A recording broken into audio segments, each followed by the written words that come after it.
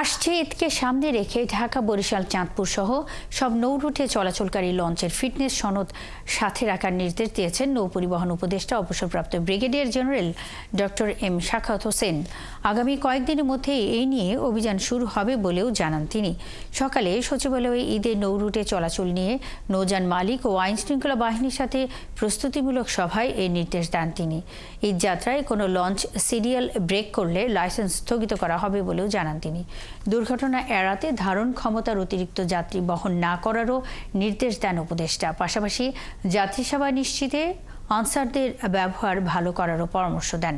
আগামী 15 রমজান থেকে বেশ কিছু কার্যক্রম শুরুর বিষয়ে সিদ্ধান্ত নিয়েছে মন্ত্রণালয়। ঈদ যাত্রার সার্বিক নিরাপত্তা নিশ্চিতে পুলিশ, কোস্টগার্ড, নেভি সহ সব বাহিনীকে নির্দেশনা দেওয়া হয়েছে বলেও সভায় জানান উপদেষ্টা শাখাওয়াত হোসেন।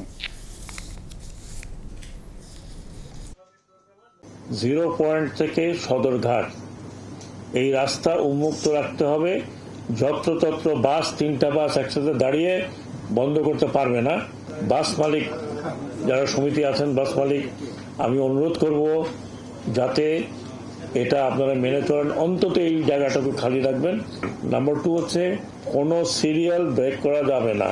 সিরিয়াল ব্রেক করলে ওনারা, এখানে মালিক সমিতির আছেন লোকজন, ওনাদের সামনে বলা হয়েছে যে ওই লঞ্চের এগেনস্টে অ্যাকশন নেওয়া হবে, দরকার হলে তার লাইসেন্স সাসপেন্ড করব। নির্ধারিত ভাড়ায় ওনারা এখন যাত্রী নিচ্ছেন না, যাত্রী কম ভাড়া নিচ্ছেন। ওই নির্ধারিত ভাড়া ঈদের দিন বা ঈদের এই 15 তারিখ থেকে নির্ধারিত ভাড়া হবে।